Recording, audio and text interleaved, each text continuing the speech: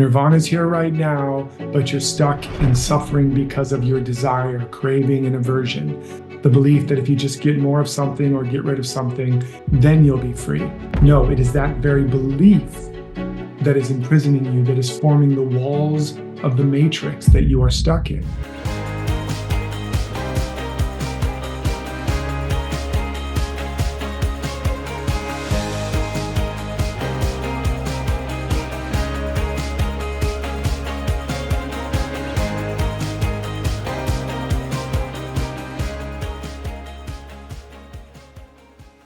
So my back got tweaked, an old injury got activated, and I was literally on my back for a whole week. Something like that happened every few years or so, but it was very powerful, very, very, very powerful and intense. You know, my deeper work and my deeper prayer has been for the last couple of years, and increasingly, the only prayer I have is thy will be done, and to be an instrument of grace, to be an instrument of life, to let life live me, and to become self-empty and God-filled, love-filled, just to be an instrument and a vessel of the divine plan, whatever word you want to call it, secular or non-secular, just to be in the flow of grace. Basically, as that energetic has gotten stronger and stronger, anything that is Derek's will, becomes like banging my head up against a very, very rigid object. It's very painful. So as I was finally incapacitated, God's like, I'm just going to put you on your back, kid, so you just cannot do anything because you're too clever and you can think your way out of anything. I was able to see and really revert all the way back to, first of all, I was very aware of the truth. Literally, it's been something I was contemplating up to the moment, which is the government is upon God's shoulders. He doeth the work appointed you. He perfects all that concerns you. I of myself can do nothing. All of these ideas, these principles. And as I was laying there, all I was tormented by was all of the voices of, oh no, I'm not going to be able to do this. And what about this? And I can't cancel a class and I have to do this, and all of the future stuff and all of the burdens and all of the responsibilities and all of the ways that Derek was holding up the world and holding it all together and keeping it all going, and was the source of his own survival and the source of everything. All of that, I was stuck in bed with the ghosts of Derek past, of little boy Derek and little baby Derek. And and I let myself be, but it reverted me all the way back to little baby Derek, prematurely born and feeling like he would never survive, and little boy Derek with a chaotic family and realizing he had to take on the world himself. And I've been working on this for years, just so you know, it's not new information. It brought me very much face to face with, still after all the work, how pernicious and persistent is the belief that we of ourselves are running the show. And it brought me back to an insight that I had many years ago, 20 some years ago, where I had the realization for the first time that the only thing between living in heaven now was the belief, any thought, that anything had to be anything other than what it was. I just became aware that here is heaven, here is paradise, it's right here. And then whatever idea I have of what needs to be other, and really it's more than an idea, it's a whole story, right? That's the veil between me and heaven, between me and freedom right now. And of course, that's what Jesus taught. That's what Buddha taught. If you look closely, he said, heaven's at hand now, but having eyes, you can't see it. Having ears, you can't hear it. Buddha taught, Nirvana's here right now, but you're stuck in suffering because of your desire, craving, and aversion. The belief that if you just get more of something or get rid of something, then you'll be free. No, it is that very belief that is imprisoning you, that is forming the walls of the matrix that you are stuck in. But right here, outside of that story of I, me, if only, when, that story, right now, harmony, peace, joy, love, wholeness, freedom, abundance reign supreme. It's not in the future. There is no future. It's not in the past, 2,000 years ago. It's now, always and eternally now. And this was, again, brought back to me in stark relief over the last few weeks as I was very humbly forced to see just how, again, pernicious this is and to really, really feel it and experience it. There was one moment where my wife was literally holding me while I sobbed like a baby, like a little boy who was so terrified that the whole world was going to fall apart if I didn't keep it together. And I'm sharing this with you because, I share pretty much everything with you, maybe not TMI stuff, but I give you the real goods, and that you can still be successful and you can still move forward and acknowledge honestly where you're struggling and what the truth is. In fact, you can't get where you really want to go unless you're honest with where you are. So for me, again, this was another awareness. Imagine your life is like a suit or a dress, but it's full of all kinds of stains and dirt from the journey. And as you clean it and clean it and clean it with each prayer and healing and breakthrough, then that one little stain there and that one little stain there, it becomes really glaring, right? And so this was a very glaring additional stain. It's like, oh my God, I can't believe how much I'm still holding on as an I separate from life. But it made me very aware, again, of this tension and that it's also in alignment with my prayer to be free and to be in the flow and to be an instrument of grace. This belief had to come to the surface. I had to be able to see very clearly where this sense of Derek, this sense of the self, is still trying to make it happen instead of opening and making it welcome. This sense of self still believes he's holding it together and holding up the world. It is that sense of self that is blocking the next level of circulation, of grace, of wisdom, and ultimately of freedom. And again, this is an ongoing process. This is all the way till the final moment of ascension. You're going to still have pieces and senses of self that think that they exist, right? And that's the only thing that dies. What dies as you die daily and release is really this sense of a selfhood apart from life. This selfhood that has been built over millennia as we descended into expression and density and form and began to perceive density and form, we began to create polarity, opposite, and get a sense of separation. And then eventually we developed the definition and a sense of selfhood, et cetera, et cetera. And all that's beautiful from the standpoint of creation. The challenge is in the process, we literally developed a sense that we have a separate life and that we have a separate power apart from the universe and from life itself, and that we have to somehow make it happen, do it, create it, fight against it, et cetera, et cetera. It's the whole analogy or parable or allegory of the Garden of Eden, et cetera, where we believed and ate of the fruit of the knowledge of good and evil, of dual powers, and then we fell asleep or fell into history, into his story, the Adamic dream. And then we're slowly waking up. But the idea is not to get out of the experience of creation. It's to wake up from the self apart from life, the sense of separation, to still be in creation, but to be free from believing that there's a separate self here that's making it all happen.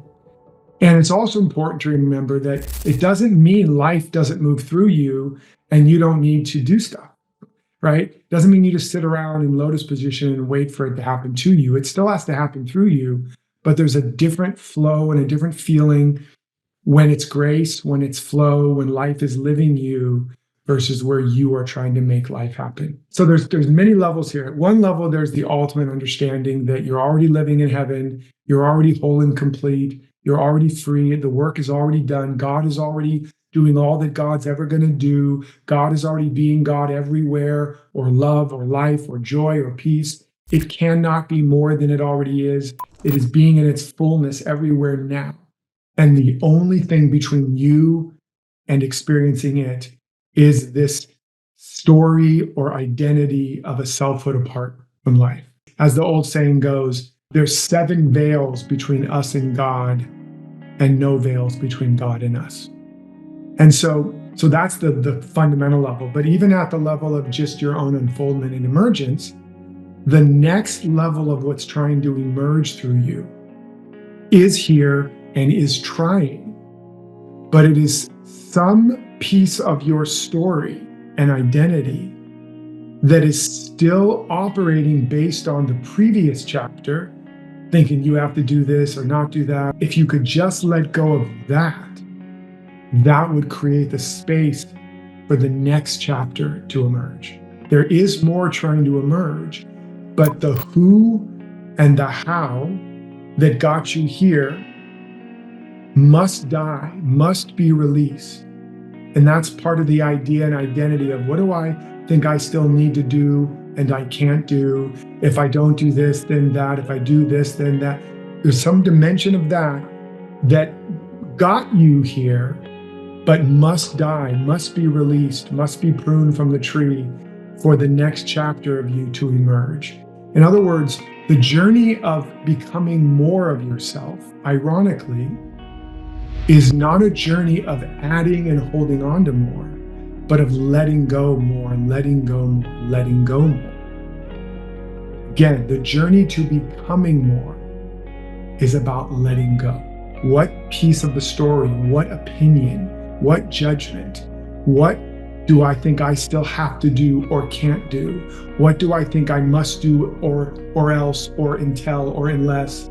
It's some piece of that that has to be let go of in order for more of you. You could also think of it like a hot air balloon. You must release things for it to ascend. So to become extraordinary is right in the word. To become extraordinary. You become less and less. And as a result, the more of reality can move through you. It's in the space that you create that life flows into. And the life is already happening. That's why the more you let go, the more that is always happening can flow into that space. When you create a space, God pours a vacuum. So the universe goes right in that space. But it doesn't always feel good. When the things you're letting go of usually feel like you're going to die, or everything's going to fall apart, or some kind of fear, because the reason why you took on that story or identity or task was a survival strategy because you experienced the lack of that. You experienced the lack of peace or safety. So you took on a strategy of self-reliance and independence and protection. And it kept your ego intact so you could keep unfolding. But then now that thing that helped you survive is preventing you from evolving. You now have to let go of the survival strategy. You have to let go of the protection. You have to let go of the thing you think was keeping you safe and preventing bad things from happening. Just like the acorn, the shell keeps it safe until it can finally let go of the shell once it's planted so that the oak can emerge. If it holds on to the shell, I can't let go of the shell. It's keeping me safe. Ironically, it stays a nut and it becomes squirrel food. So it has to let go of that shell. So it's an irony. We have to keep letting go of the things we had to have in order to get here. This is true in entrepreneurship. This is true in everything. If you're trying to build a business, what got you where you are will not get you to the next level. If you're making a certain amount of money and you want to add a zero, what got you here will not get you to that next decimal point. So however you look at it, from the deepest or highest level mystically, or from the most practical level of progress, it's about letting go. And that's also what Jesus meant when he said, you must die daily. If you try to save your life, you'll lose it. If you keep trying to save your life, save yourself, save your family, save your business, save the world, you're holding on to an artifact that has to be let go of. In safety is the most dangerous place. But living on the edge is the safest place to be. If you're not living on the edge, you're taking up too much space. And where do you want to drink water? In a stream where it's falling and tumbling over the edge of the rocks. That's where it becomes reconstructed. It becomes structured water. It actually gets the life back into it, the oxygen, it's the most valuable, healthy water to drink. It's structured. Ironically, the water that we drink, most of it is all stagnant. It's not tumbling over rocks. It's not living on the edge. And so the water we drink is unstructured, and it's actually not as valuable and vital. So living on the edge, on the emerging edge, that's the safest place. That's the place with the most juice. And that's where you become the most innovative and the most alive and the most inspired, and et cetera, et cetera. When it comes to creating the structures in your life, it is an experiment, and it is about understanding what kind of structure leads to the result that you actually want, right? So for some people, yeah, it's the time management. For others, it's more important to be energy management. Know your energy cycles and assign things that suit those energy cycles. For other people, it is a sun cycle. So it's like you need to put your whole day's focus of a certain thing. So it's about what do I do in that day versus those hours. And then you have different days assigned to different focuses. So you have to find out what's your cycle, your flow, your rhythm, and then of course also understand that the doing is important, but the not doing as important, if not more important. That's where the most work gets done. That's why God rested. That's why you have to have rest in between sound to make music. Otherwise, it's just noise. So it's finding the right balance, and it's an experiment. The only thing we have control over ultimately is our attention. Where do we place our attention? There's the idea of free will, and we have no free will until we have expanded awareness. As we have expanded awareness, we can begin to see what's running us, and then we have the beginning of choice.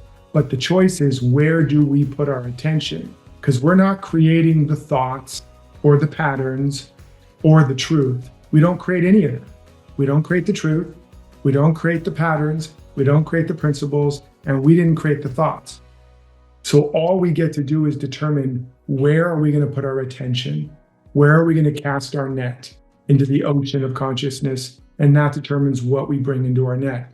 But then eventually, that free will of choosing where we put our attention reveals to us a deeper awareness of the truth and the true current of our life, until we only want to put our attention there.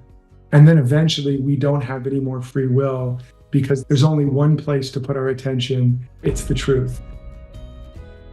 So we don't have any control over what our destiny is, what our purpose is, what yours is. We only have control of if we put our attention on what's true or what's not. Again, 2 + 2 = 4. We don't have any control over that. But we do have control over whether we become aware and put our attention on 2 + 2 = 4, or 2 + 2 = 3, or 2 + 2 = 5. But it's an ultimate realization that the work is done. Remember, if it's done, it's done. The experience of unfoldment, and to the degree to which we experience the doneness and the perfection of it all, is determined about where we put our attention. And ultimately that's the process that we're mastering. I just wanted to add that piece there for whatever good that might be. Evolutionarily, we're designed, when we're in a novel experience, pay attention. Because initially, because there could be danger, and secondarily, because there could be food or water. there could be opportunity. So be on the lookout for food and water, or a saber-toothed cat, or somebody that wants to kill you.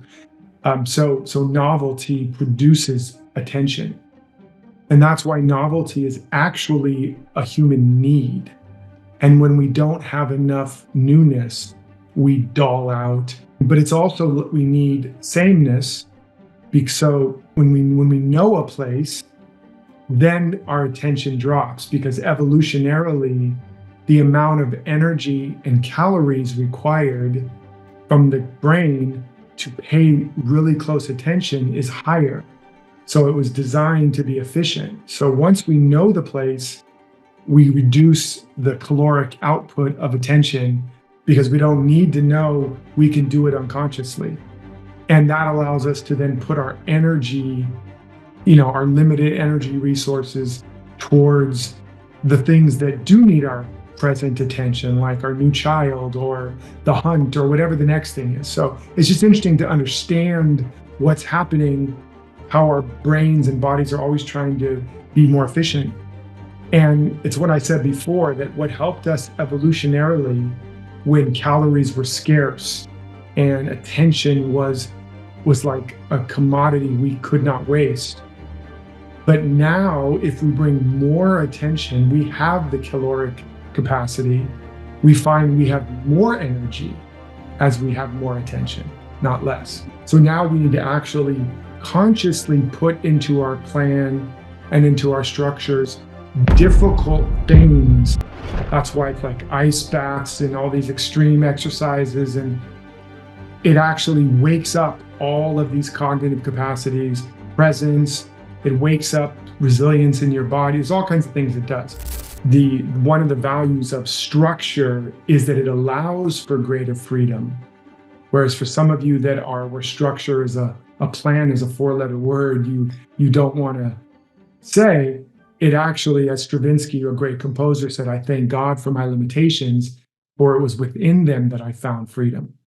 I want to share, because, during my experience in the last few weeks as well, there was, it was pretty dark and intense when I was going all the way through the passage, all the way back, regressing and experiencing the patterns and the beliefs and pain, being in a lot of pain. Just one of the things with all of these things, which is important, is it allows me to remember what it feels like to be at all these different stages on the path. That feeling of hopelessness or powerlessness or loss or being lost or feeling like you have no future or feeling like it's never going to get better. When I lost my son, obviously I got to really go through a lot of those. And then again, when I go through this kind of a thing where I'm in a lot of physical pain or I'm literally incapacitated, I was allowed and able to re-experience all of those same feelings, like to actually be in a moment of, I may never have a future again, like to feel that again, to feel the sense of loss, hopelessness, all of that. Allowing myself to be present with that and noticing how dense and heavy and potentially like a hole you could just get pulled into and almost never be able to get out of. But again, remembering the key is it's about where you put your attention. So I could feel it, so I could remember just how hard it is and how tempting it is to keep telling that story. Yeah. And then I could go, boop, lift my attention and put it over here. Like picking the thing off the record player and moving it off the record. If we just remember and take a breath and take a pause and go, where do I want to be? And then you can move your attention. And that's the only control. You can't control the feelings and all of that. That's all there at these different levels. Everything exists right here. There's the depths of hell and the heights of heaven. It's all available to us right now in our consciousness. And it's about where are we going to put our attention. Sometimes we need to go back to hell to remember what it's like, and also to remember we left our toothbrush and a t-shirt there, maybe a pair of underwear. And sometimes we need to go to the heights of heaven. We get to put our attention there. Even though it's hard, even though it's scary, even though those places feel so real, we can still lift the needle and move it over to a different record.